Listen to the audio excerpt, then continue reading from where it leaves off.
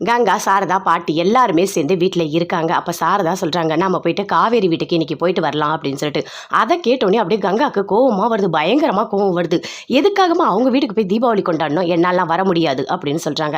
ஏய் போயிட்டு வரலாண்டி, ஏன்டி இப்படி பண்ணிட்டு இருக்க, நீயும் என் கூட வாடி, உன்னை விட்டுட்டு எப்படி நான் தனியாக போவேன் அப்படின்னு சொல்கிறாங்க.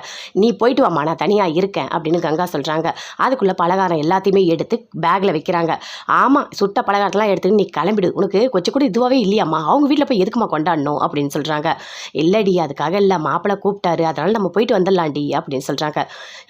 அவர் கூப்பிட்டா நீ உடனே போயிடுவியா அப்படின்னு சொல்லிட்டு கங்கா அப்படியே கோவமாக கத்துறாங்க.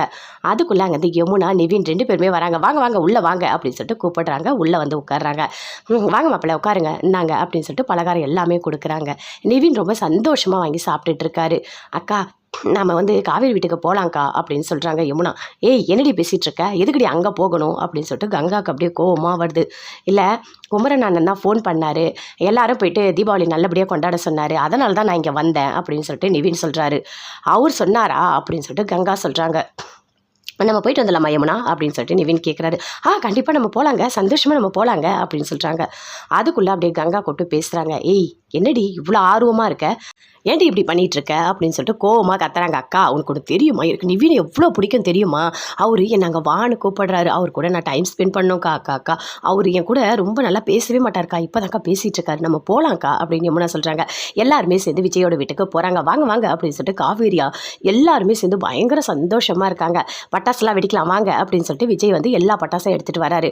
வெளியே சிசுர் கம்பி எல்லாமே சேர்ந்து பிடிக்கிறாங்க. ஆனால் அஜயோட அப்பா அப்படியே போய் பட்டாசெல்லாம் வெடிக்கிறாரு. என்னங்க இப்படி சத்தமாக வெடிக்கிறீங்க அப்படின்னு விஜய்க்கு கோவப்படுறாரு. முதல்ல இவர் உள்ளே கூட்டிகிட்டு போங்க அப்படின்னு சொல்கிறாரு. எல்லாருமே அப்படி சந்தோஷமாக இருக்கிறத பார்க்கும்போது அப்படியே கங்காவுக்கு வயிறு எரியுது, பயங்கரமாக கோவம் வருது. அப்படியே பார்க்குறாங்க. பார்த்துட்டு ஐயோ கையில் சூடுபட்டுருச்சு அப்படின்றாங்க. சூடுபட்டுருச்சு அப்படின்னு சொல்லிட்டு காவேரி அவங்க அம்மா எல்லாருமே அப்படி பதட்டமாக வந்து பார்க்குறாங்க. இல்லை ஒன்றும் இல்லை அப்படின்னு சொல்கிறாங்க. கை காட்டுங்க பார்க்கலாம் அப்படின்னு சொல்லிட்டு விஜய் அப்படியே பார்க்குறாரு. சரி வாங்க நம்ம பக்கத்தில் ஹாஸ்பிட்டல் போயிட்டு வரலாம் அப்படின்னு சொல்கிறாங்க. ஐயோ ஹாஸ்பிட்டல் போகிற அளவுக்குலாம் ஒன்றும் இல்லை, எனக்கு ஒன்றும் இல்லை, பரவாயில்ல அப்படின்னு சொல்லிட்டு கங்கா சொல்கிறாங்க. எல்லாருமே பட்டாசு எல்லாருமே சந்தோஷமாக வெடிச்சிட்டு உள்ளே போகிறாங்க. போயிட்டு பலகாரம் எல்லாமே சாப்பிட்றாங்க. ஆனால் கங்காவுக்கு மட்டும் அப்படியே கடுப்பாக இருக்குது, எதுக்காக இங்கே வந்து கொண்டாடுறாங்கன்னே தெரியலையே அப்படின்னு சொல்லிட்டு செம கோவம் வருது. அப்படியே நிவின் வந்துட்டு ட்ரெஸ் அப்படியே வந்து இது பண்ணிட்டு இருக்காரு. அதுக்குள்ளே அங்கேருந்து அப்படியே வராங்க யமுனா. பார்த்துட்டு என்னங்க அப்படின்னு கூப்பிடுறாங்க. ஐயோ நீயா யமுனா அப்படின்னு சொல்கிறாரு.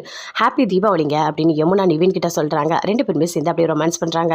அப்படி யமுனா பயங்கரமாக சந்தோஷமாக இருக்காங்க. இவர் இந்த மாதிரி என்கிட்ட சந்தோஷமாக பேசினதே இல்லையே, பார்க்கவே பயங்கர சந்தோஷமாக இருக்குது அப்படின்னு சொல்லிட்டு பயங்கரமாக என்ஜாய் பண்ணிட்டு இருக்காங்க. சாப்பாடு எல்லாமே போடுறாங்க, கறி விருந்து எல்லாமே சூப்பராக பண்ணிகிட்டு இருக்காங்க. சாப்பாடு எல்லாம் நல்லா இருந்துச்சு, ரொம்ப நல்லா இருக்குது அப்படின்னு சொல்கிறாங்க. ஆமாம், உங்களுக்காக நாங்கள் பார்த்து செஞ்சோம் அப்படின்னு சொல்கிறாங்க.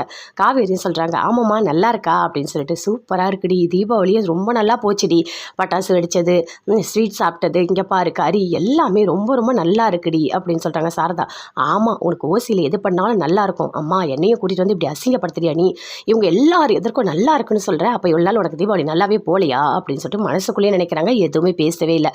அக்கா நல்லா சாப்பிடுக்கா, இல்லடி எனக்கு எதுவும் வேணாடி, எனக்கு எதுவும் சாப்பிட பிடிக்காத மாதிரி இருக்குது அப்படின்னு கங்கா சொல்கிறாங்க. யமுனா நல்லா சாப்பிட்றாங்க. நிவினும் நல்லா ரசித்து சாப்பிட்றாரு. சூப்பராக இருக்குது காவேரி சாப்பிட்லாம் அப்படின்னு சொல்லிட்டு. யமுனா அப்படியே நிவினையே பார்க்குறாங்க. நிவின் நல்லா அப்படியே சாப்பிட்டுட்டே இருக்காரு. காவேரி அப்படியே பார்த்துட்டே இருக்காங்க.